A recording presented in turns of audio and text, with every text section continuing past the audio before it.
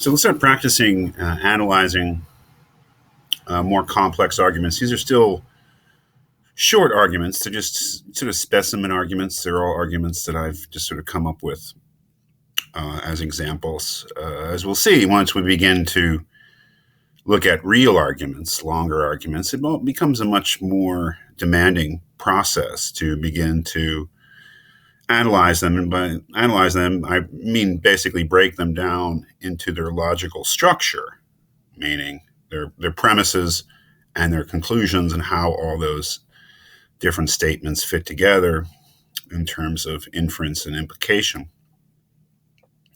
But we're looking at more complex arguments here. Remember, a complex argument I defined in the last video is one having more than one conclusion and having non-basic premises. Sort of same way of saying the same thing. Let's take a look at this argument here. The Iraq War was obviously unjust, since it was a war of aggression. Keep in mind that the U.S. started the war without being attacked by Iraq. It is also true that the outcome of the war was disastrous for the USA. Almost 4,000 soldiers were killed in combat. A whole generation of young men and women bear the physical and emotional scars of combat, and the war has only increased the likelihood of terrorism directed against the USA. For all these reasons, Bush's decision to invade Iraq was a tragic mistake. So obviously we're dealing here with something more complex, more involved than the arguments that we've looked at so far. This is a complex argument. One of the things that we can do, and it's a good practice to do when we begin this process of analysis, is to look for inference indicators. Here we see two. Since,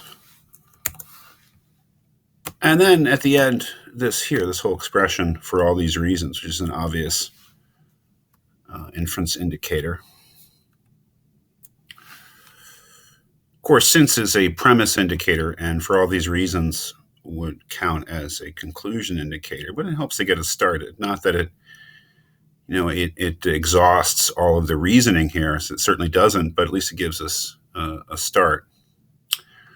So the Iraq War was obviously unjust. There's a claim, since it was a war of aggression. So right there is kind of a little mini argument, right?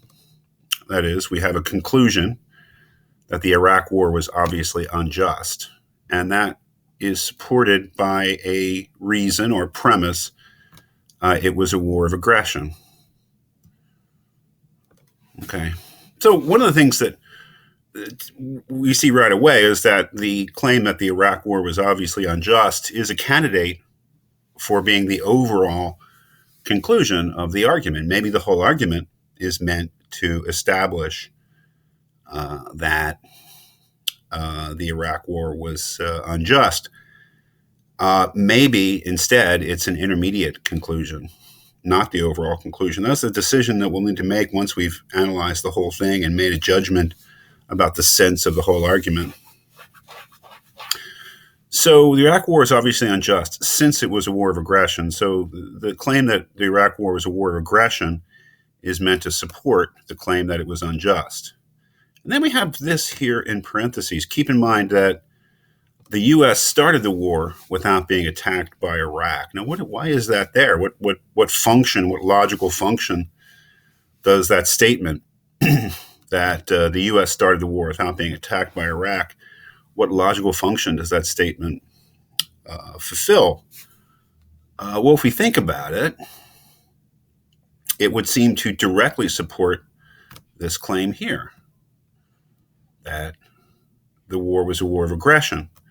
That is, if the U.S. started the war without being attacked by Iraq, that would seem to be a good reason, or at least a plausible reason, for considering it as a war of aggression. So already in the first sentence, first of all, we have three different claims or three different statements, and we actually have already a certain pretty high level of complexity here, because we have one statement here, the first statement, that the war was obviously unjust, being supported by the second statement that it was a war of aggression, and that statement itself being supported by the third statement that the U.S. started the war without being attacked by Iraq.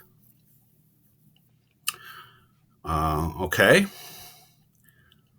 So keep in mind that this is really a chunk of reasoning here. This is a set of very closely related statements where there's support and implication and conclusions and premises that are very tightly connected. And when we come to sort of formally lay out the argument, we'll come back to that. But it's a chunk of reasoning there in itself, a little sub-argument maybe.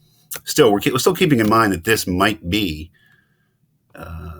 this first claim, this first statement here might be the overall conclusion. It turns out not to be, but it certainly at this point is a plausible candidate. It is also true that the outcome of the war was disastrous for the USA.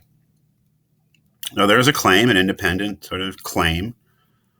It doesn't seem to have any really close direct connection with this chunk of reasoning here. So it just seems to be a bare claim that the outcome of the war was disastrous for the USA. Almost 4,000 soldiers were killed in combat. A whole generation of young men and women bear the physical and emotional scars of combat, and the war has only increased the likelihood of terrorism directed against the USA. Well, there's another chunk of reasoning, okay? That is, we have this claim that we start out with this claim that the war was disastrous. The outcome of the war was disastrous for the USA, which is just sort of hanging out there. But then if we read on, we realize that three different reasons are given in support of that claim. That is that the number of soldiers killed in combat, the large numbers of men and women who were wounded or bear the emotional scars of combat, and the supposed increase in the likelihood of terrorism that resulted from the war. All three of those claims seem to support this conclusion here.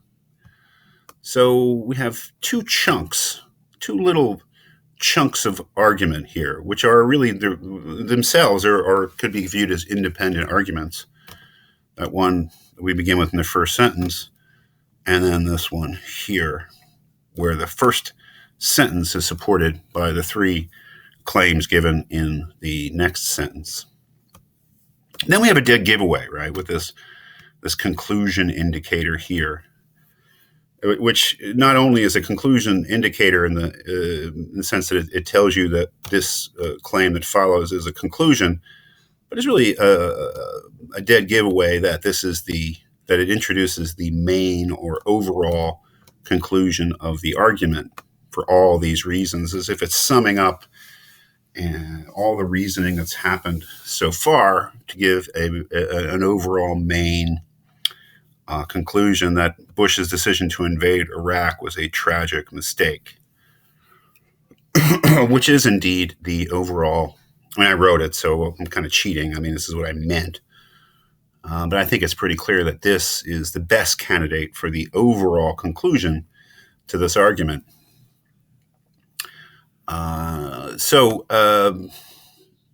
The overall conclusion, though, is supported by two sub-arguments. This one here,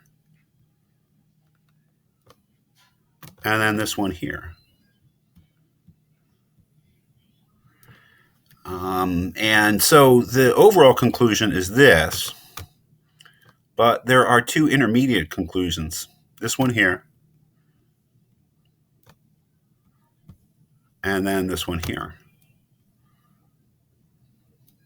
So what I'm going to do in the next essay is just simply give you a way of putting that, what I've just done, this analysis, in a form that lays out the logical structure of this argument a little more clearly, so we can see how the sort of sub-arguments support the overall conclusion, and how the intermediate conclusions are supported by their premises, and how they in turn support the overall conclusion.